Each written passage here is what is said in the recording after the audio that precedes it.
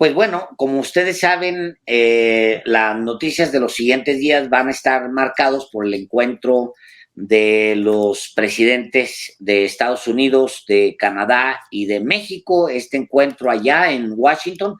Habrá también, además, encuentros individuales, Álvaro, que creo que van a ser muy, muy útiles para que los presidentes traten temas en corto. Sobre todo creo que va a haber temas que les inquietan, y está bien a los presidentes de cada uno de los países sobre sus respectivos países y la vecindad.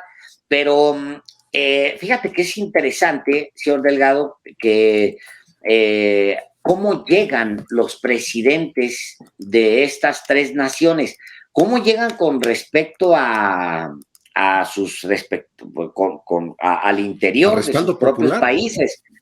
Exacto, en respaldo popular. El presidente ha citado una encuesta, y creo que es de las únicas que son globales, que es exactamente esa que está viendo usted en pantalla, que se llama Morning Consult, así es como se llama, Morning Consult. Y pues hace las mediciones. El que es un fenómeno, nada más que López Obrador se dieron un quién vive allá por el mes de octubre, Álvaro. Casi se cruzan, se volvieron a separar un poco, pero casi se cruzan Modi de la India y López Obrador. Con eso digo que pues López Obrador está como el segundo mejor calificado. Pero ¿cómo llegan, señor Delgado? ¿Cómo es que llegan los tres presidentes?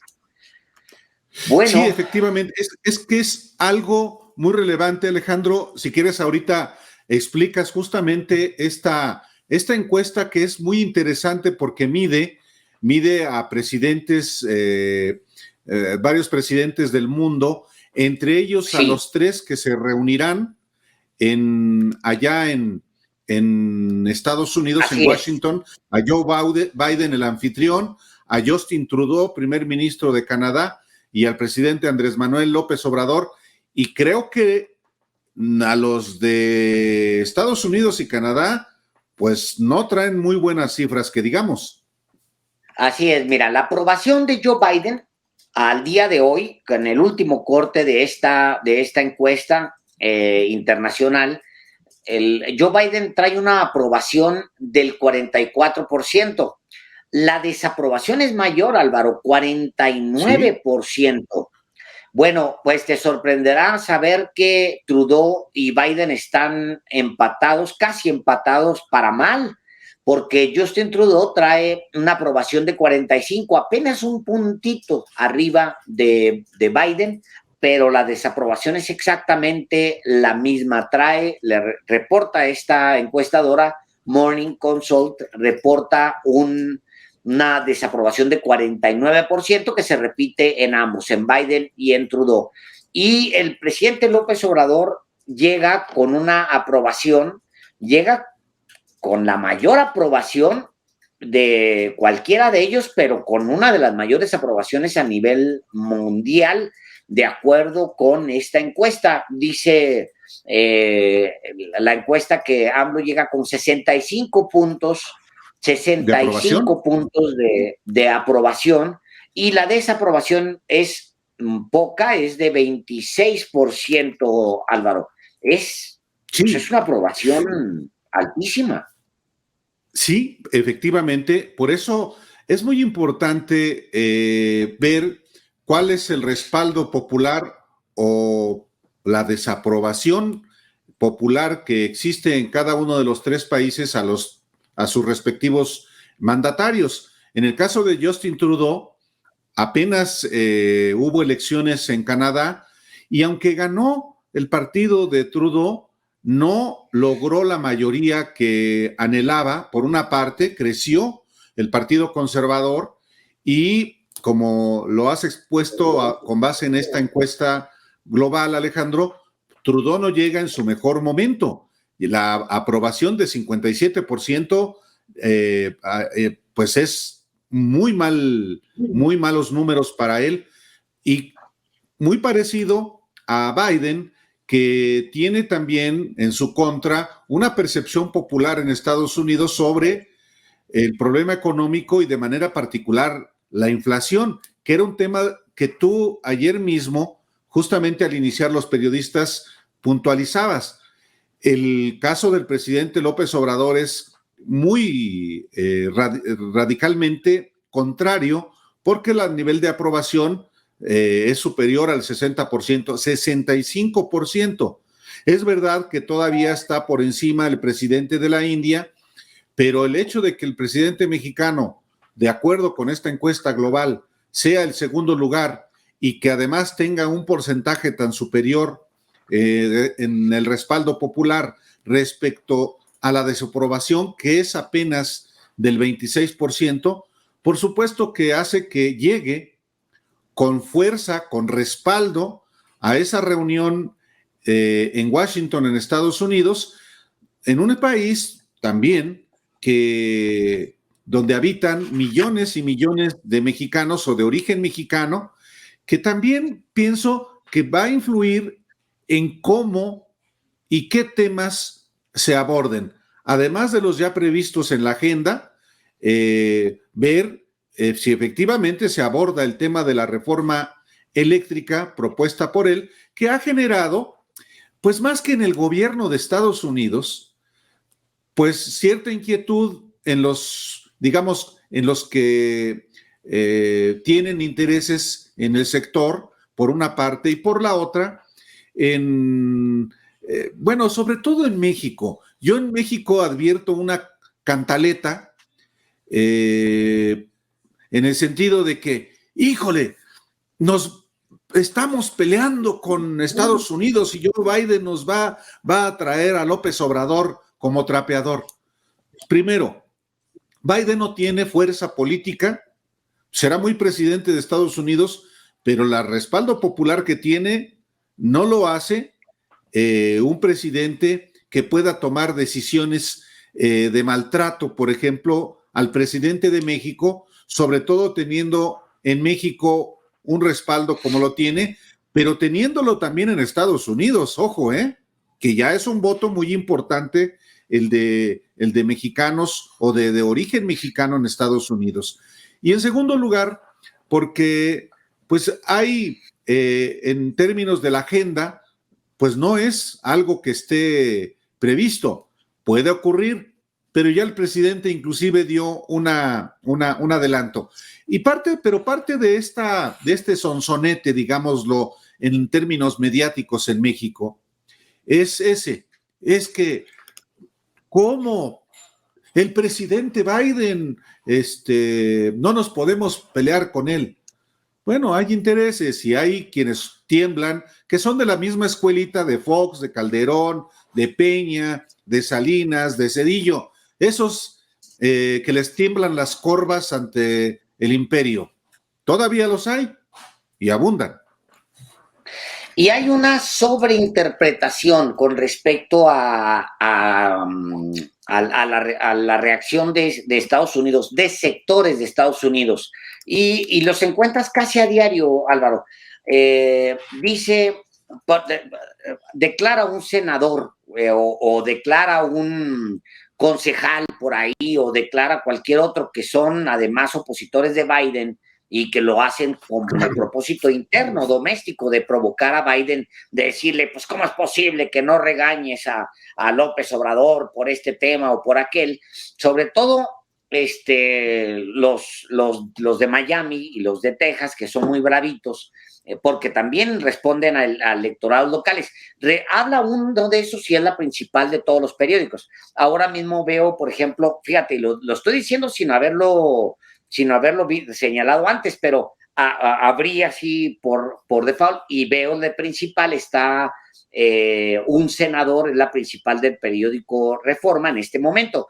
Digo, no lo critico, pues es un periódico identificado con los intereses patronales, está bien, pues se vale, pues se puede hacer. En su agenda. Pero su agenda, y ahí está, es un tema es un senador diciéndole a la administración Biden que debe ser agresivos, es la palabra, lo único que cambia es el término agresivos, que sean agresivos con respecto a López Obrador. Bueno, déjame decirte, Álvaro, que el día 3 de este mes, el día 3 de noviembre, el embajador de Estados Unidos, Ken Salazar, decía que estaba preocupado por la reforma eléctrica.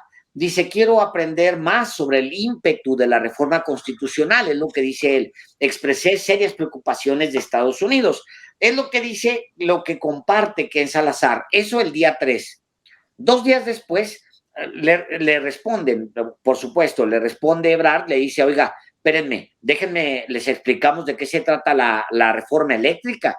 Para empezar, déjennos exponerles de qué se trata, porque a lo mejor la información que ustedes están recibiendo es de parte interesada, que también se vale. Es decir, Iberdrola tiene sus propios lobistas, entre ellos Felipe Calderón y todos los que se mueven a favor de estas empresas, y claramente en contra de los intereses de las mayorías, porque así lo dicen las encuestas. Bueno, dice Ken Salazar, pues estoy preocupado, le dice, Ebrard, espérame, vamos a plantearle, déjenme sentarme con ustedes. Bueno, eso lo dice el día 3 de noviembre. El día 5 de noviembre, Álvaro, Ken Salazar, y lo leo textual, dice, comparó este jueves 4 de noviembre, o sea, un día después, los programas Sembrando Vida y Jóvenes Construyendo el Futuro, impulsados por el presidente Andrés Manuel López Obrador, con lo hecho por su homólogo estadounidense Franklin Delano Roosevelt, quien ejerció como el 32 presidente de Estados Unidos de 1933 a 1945. Cuando veo Sembrando Vida y Jóvenes Construyendo el Futuro, veo los programas que un presidente grande de nosotros, que celebramos yo y el presidente Biden y el presidente Obama, era Franklin Delano Roosevelt. Eso es lo que dice Ken Salazar en una plática con jóvenes del Observatorio de Relaciones Bilaterales México-Estados Unidos de la Universidad Nacional Autónoma de México. Es decir, tampoco es que haya un planteamiento así de que va a haber ruptura y hay que hincarse ante el imperio porque ya están amenazando con invadir, al menos van a invadir Tijuana. Pues no es así, hombre. Hay una posición de preocupación porque, pues, cuando se escucha alguna de las partes, tiene intereses y se vale, no es que esté mal. Lo bueno es que todos los que defienden la reforma eléctrica se abrieran plenamente y dijeran cuáles son sus intereses, Álvaro. Eso sería, me parece a mí, lo más saludable. Digo, qué bueno que de Felipe Calderón no hay duda, porque él representa claramente intereses de industrias de empresas extranjeras. Ahí ni hay duda. Él se ha llevado millones de pesos de dinero en salarios, porque es un asalariado de una empresa española. Sobre él no hay duda, pero todos los que defienden en la prensa deberían abrirse y decir, oiga, pues y es legítimo decir, yo represento a Edesa, o yo represento a Oxxo, o yo represento al Diablo Fernández directamente. ¿Y cuál es el problema? Pues ninguno. Lo creo así, ¿no? Sí, en efecto. Hay que entenderlo. Cada país, y lo hemos dicho en reiteradas ocasiones, defiende sus intereses. El presidente de México tiene la obligación de defender los intereses nacionales, aún en contra de mexicanos que se ponen al servicio de esos intereses extranjeros. Ni modo. Primero está el interés general y luego los intereses individuales y facciosos. Pero el sonsonete, la cantaleta, es que no podemos pelearnos con Estados Unidos. Exactamente la misma cantaleta que hubo cuando ganó Trump. Y aún antes de ganar Trump, hubo cuántos legisladores mexicanos haciendo campaña por Hillary Clinton. Bueno, lo recuerdo perfectamente en el Senado. Bueno, hasta Dolores Padierna se puso su playera de Hillary Clinton a un lado de Mariana Gómez del Campo, a un lado de otros personajillos, otros políticos pequeños o que haciendo campaña por el Partido Demócrata. Está bien que se exhiban, está correcto que se exhiban, pero el asunto era que teníamos ante el triunfo de Trump, iba a someter al gobierno de México, al presidente López Obrador, que iba a haber un choque de trenes y por lo menos, pues en aquel entonces, como siempre, en mi caso, por ejemplo, es ante Estados Unidos, independientemente de qué partido sea el que postuló al presidente en turno, pues hay que actuar, en primer lugar, con dignidad, con inteligencia, naturalmente, y poniendo por delante siempre los intereses de México, no los intereses de Estados Unidos o de ningún otro país. Y transitó la relación del gobierno de López Obrador ante Donald Trump y su propia administración, un tipo torvo, un tipo deslenguado, un tipo insolente, un tipo que también defendía los intereses de los suyos. Y ahora, y todavía desde que había elecciones internas en Estados Unidos, es que hay que tratar bien a Trump, porque a Biden, porque es el que va a ganar y hay que reconocerle inmediatamente, ir al besamanos, literalmente. Bueno, esos son los mismos que traen ahora el sonsonete, la cantaleta de que, hijo, le van a regañar a López Obrador. Allá es el presidente Biden. Sí, son los mismos que llaman López al presidente de México, son los mismos que, pues hoy están detrás de Claudio X González, en fin, son exactamente los mismos de siempre. Entonces, el asunto es que como dominan el espectro mediático de México, radio, televisión, medios escritos y hasta digitales también, pues también hay que decir, pues las cosas no son como las están pintando. Pintan un país absolutamente en ruinas y uno pensaría, pues, si el país está así, pobre López Obrador no tiene ya nada que hacer, que se vaya, si la gente lo decide así, el próximo abril en el proceso de revocación de mandato, y resulta que no, resulta que es el segundo líder del mundo mejor evaluado en contraste con los presidentes de Estados Unidos y el primer ministro de Canadá. En fin. Pues, pero interesante, ese es esto molesta mucho, Álvaro. Estos números molestan mucho. Claro. Los números de aprobación generan mucha molestia, sobre todo entre los que quisieran pues que no le funcionara a López Obrador, ni las políticas, independientemente de, no importa México, hombre, no, a muchos no les importa México, es que no le funciona a López Obrador y que se hunda el país, da exactamente lo mismo, no importa. Y los datos estos molestan mucho. 65% de aprobación, obviamente que nadie lo va a poner o no habrá quien lo ponga en la portada, posiblemente haya un puñado que se atreva a usar un dato como este de la aprobación de López Obrador, como llega a la cumbre, comparado con los otros.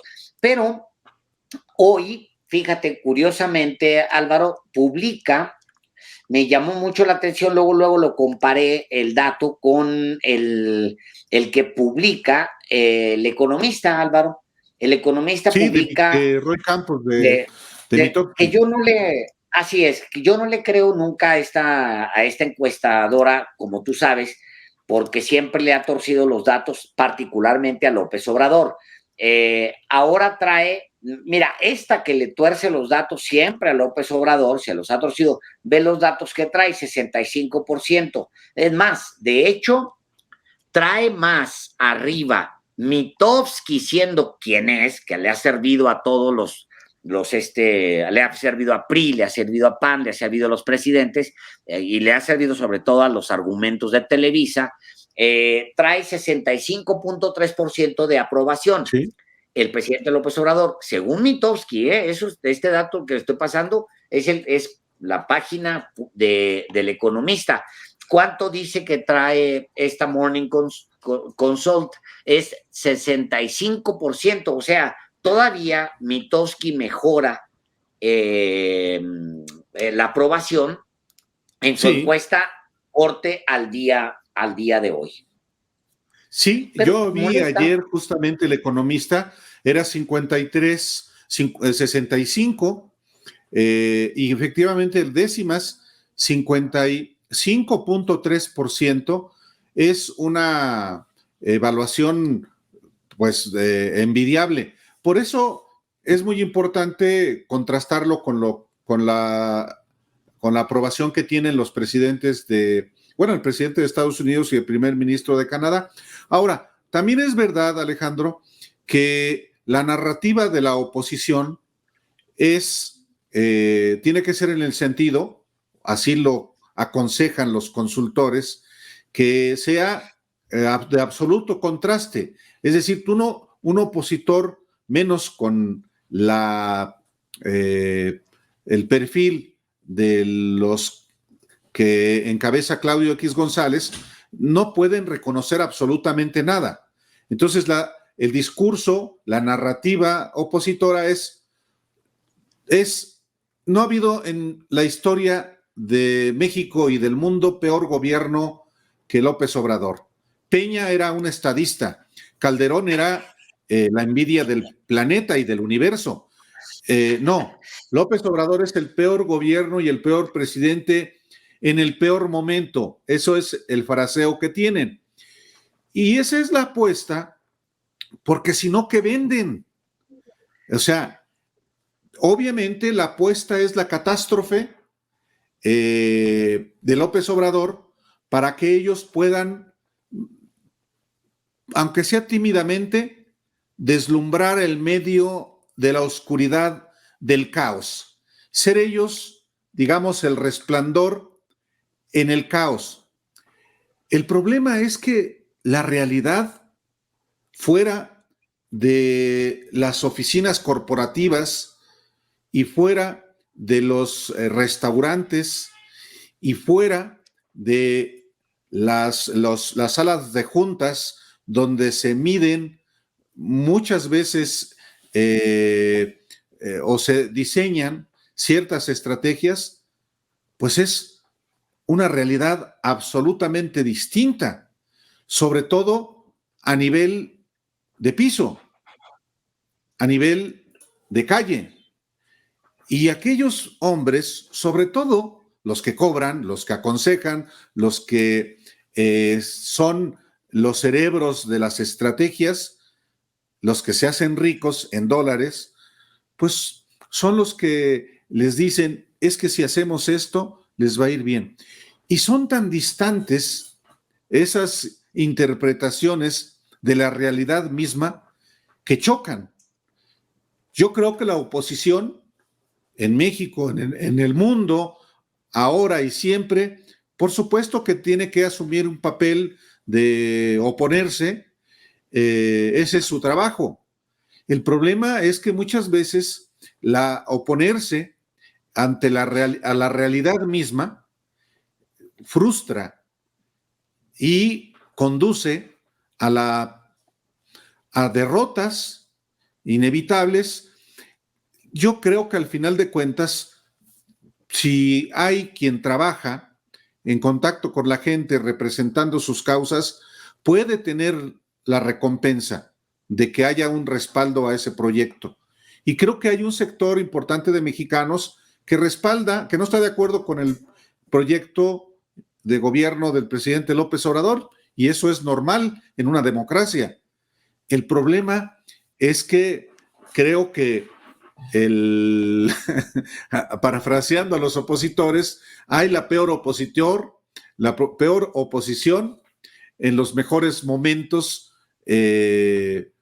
para sus intereses, digámoslo de esta manera.